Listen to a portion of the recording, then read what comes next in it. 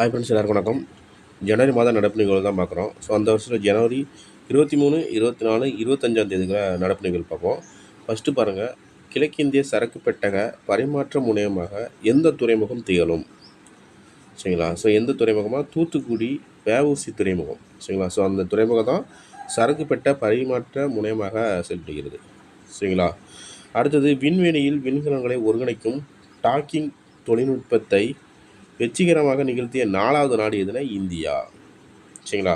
So இதில் வந்து first 1966 America, 1967 Russia, 2011 சீனா வந்து இந்த சாதனை வந்து நிகழ்த்தியது. இப்போ தற்பொழுது இந்தியா வந்து இந்த சாதனை வந்து நிகழ்த்த உள்ளது. சரிங்களா? அடுத்தது பாருங்கள், 3ஆவது கொஸ்டின் பாருங்கள். உலக பொருளாதார கூட்டமைப்பு எந்த நாட்டில் நடைபெற்றது? உலக பொருளாதார கூட்டமைப்பு எந்த நாட்டில் நடைபெற்றதுன்னா சுவிட்சர்லாந்து டாவோஸ் நகரில் வந்து நடைபெற்றது. சரிங்களா? சுவிட்சர்லாந்தில் உள்ள டாவோஸ் நகரில் தான் நடைபெற்றது. உலகின் உற்பத்தி மையமாக இந்தியா உருவாவதற்காக தகவல் தொழில்நுட்பத்துறை அமைச்சர் அஸ்வினி வைஷ்ணவ் தெரிவித்தார். சரிங்களா? உலகின் உற்பத்தி மையமாக இந்தியா வந்து உருவாக்கணும் அப்படிங்கிற ஒரு தகவலை வந்து யார் தெரிவித்தானா? தொழில்நுட்பத்துறை அமைச்சர் அஸ்வினி வைஷ்ணவ் அவர்களும் தெரிவித்திருக்கிறாங்க. சரிங்களா? அடுத்து பார்த்தீங்கன்னா 4ஆவது கொஸ்டின், நாட்டில் பொது சுகாதார சேவைகள் மேம்பாட்டுக்கான தேசிய சுகாதார இயக்கத்தை எத்தனை ஆண்டுகள் நீடிக்க மத்திய அரசு மத்திய அமைச்சரை ஒப்புதல் அளித்துள்ளது? பார்த்தீங்கன்னா 5 ஆண்டுகள். சரிங்களா? எத்தனை ஆண்டுகள்னா 5 ஆண்டுகள்.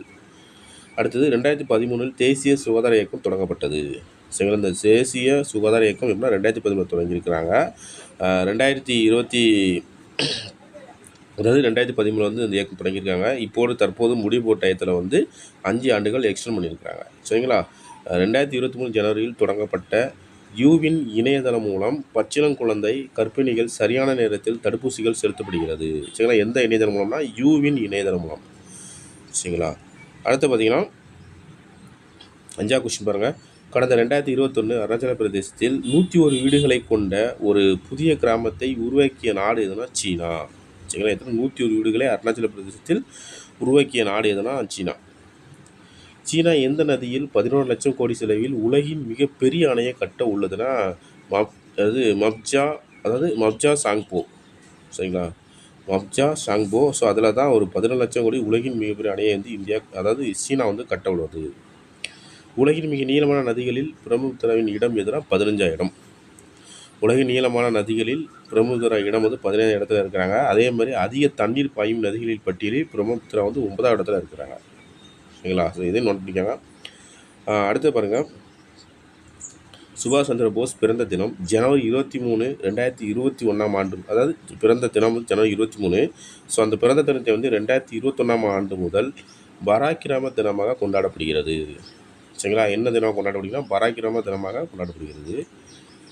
அடுத்து பாருங்கள், 10ஆவது கொஸ்டின், இந்தியா அளித்த மின்னணு வாக்குப்பதிவு இயந்திரங்களால் எந்த நாட்டில் சிறப்பாக தேர்தல்களை நடத்தி முடிக்கப்பட்டது? சரிங்களா? ஸோ இந்தியா வந்து மின்னணு வாக்குப்பதிவு இயந்திரம் அளிச்சிருக்கிறாங்க. ஸோ அதை வைத்து ஒரு நாடு வந்து தேர்தல் வந்து சிறப்பாக நடத்தி முடிச்சிருக்கிறாங்க. அந்த நாடு வந்து பூடான். சரிங்களா?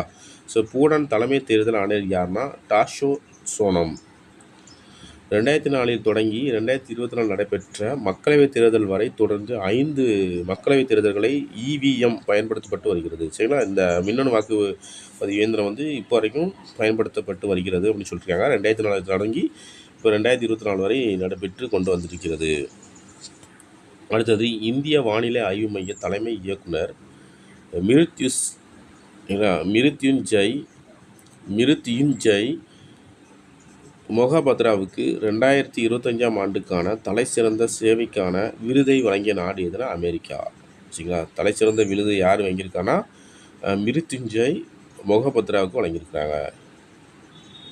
சரிங்களா? அடுத்தது வந்து 12ஆவது கொஸ்டின்,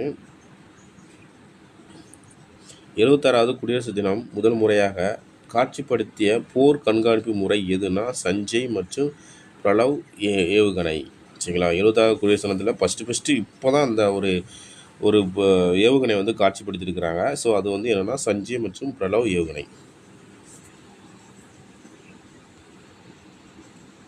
அடுத்தது பாருங்கள், 11ஆவது கொஸ்டின் பாருங்கள்.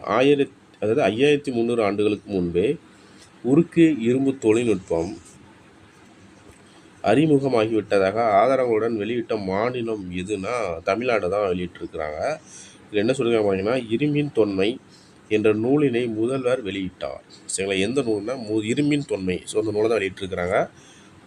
இந்த இவை வந்து கதிரியக்க கரிம கால கணிப்புகள் மற்றும் தூண்டொலி கால கணிப்புகளுடன் உட்படுத்தப்பட்டது. ஸோ இதை வச்சு தான் அதை வந்து கண்டுபிடிச்சிருக்கிறாங்கன்னு சொல்கிறாங்க.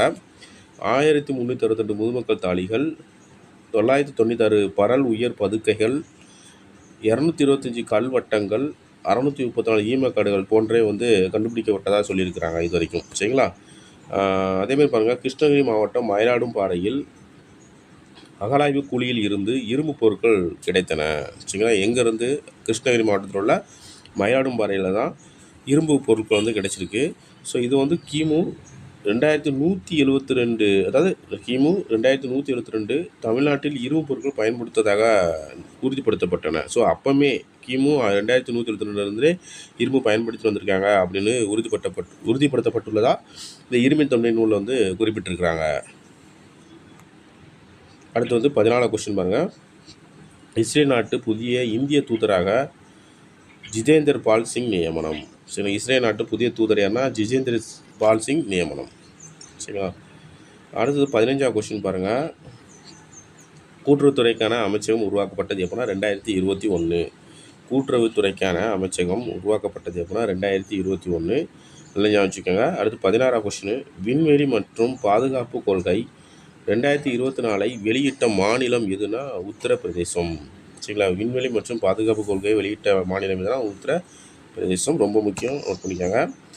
நிதி சுகாதார குறியீட்டில் 2025 எந்த மாநிலம் முதலிடத்தில் உள்ளது? சரிங்களா, நிதி சுகாதார குறியீட்டில் வந்து ஃபஸ்ட் இடத்துல ஒடிசா இருக்குது, 2ஆவது இடத்துல வந்து சத்தீஸ்கர் இருக்காங்க, 3ஆவது இடத்துல வந்து கோவா இருக்காங்க. சரிங்களா, ஸோ அதுமாரி கடைசி இடம், அதாவது 18ஆவது இடத்துல யார் இருக்காங்கன்னா பஞ்சாப் இருக்கிறாங்க. சரிங்களா, ஸோ இதெல்லாம் ரொம்ப முக்கியம், நோட் பண்ணி வச்சுக்கோங்க. அடுத்து பாருங்கள், தேசிய வாக்காளர் தினம் எப்போது அனுசரிக்கப்படுகிறதுனா ஜனவரி 25 தான் தேசிய வாக்காளர் தினம். ஜனவரி 26 வந்து குடியரசு தினம். சரிங்களா, அதாவது 10வது கொஸ்டின். தேசிய பழங்குடியினர் சுகாதார மாநாடு எங்கு நடைபெற்றது? தேசிய பழங்குடியினர் சுகாதார மாநாடு எங்கு நடைபெற்றதுன்னா புதுடெல்லியில் நடைபெற்றது. சரிங்களா, அடுத்தது 20வது கொஸ்டின் பாருங்கள். சுபாஷ் சந்திர போஸ் ஆப்தா பிரபந்தன் விருது 2025 பெற்ற அமைப்பு எது? சரிங்களா, சுபாஷ் சந்திர போஸோட ஆப்தா பிரபந்தன் விருது 2025 பெற்ற அமைப்பு எதுனா இன்காய்ஸ் அப்படின்னு சொல்லுவாங்க. INCOIS இன்காய்ஸ்ன்னு சொல்லுவாங்க. அப்படின்னா international centre for ocean formation services அப்படின்னு சொல்லுவாங்க. தமிழில் பார்த்திங்கன்னா பெருங்கடல் தகவல் சேவைக்கான இந்திய தேசிய மையம். பெருங்கடல் தகவல் சேவைக்கான இந்திய தேசிய மையம் சொல்லியிருக்காங்க. எப்போ தொடங்கினா 1999 தான் இது வந்து தொடங்கியிருக்கிறாங்க. சரிங்களா, ஸோ இதுவும் முக்கியமானது, நோட் பண்ணிக்கோங்க. அடுத்து கடைசி கொஸ்டின் பாருங்க. ஆப்ரேஷன் ஷாட்காவை தொடங்கிய அமைப்பு எது? ஆப்ரேஷன் ஷாட்காவை தொடங்கிய அமைப்பு வந்து BSF வந்து தொடங்கியிருக்கிறாங்க. சரிங்களா, ஸோ கரண்ட் அஃபேர்ஸ் இதுதான், அவ்வளோதான். ஸோ இதெல்லாம் நல்லா படிச்சு வச்சுக்கோங்க. தேங்க்யூ.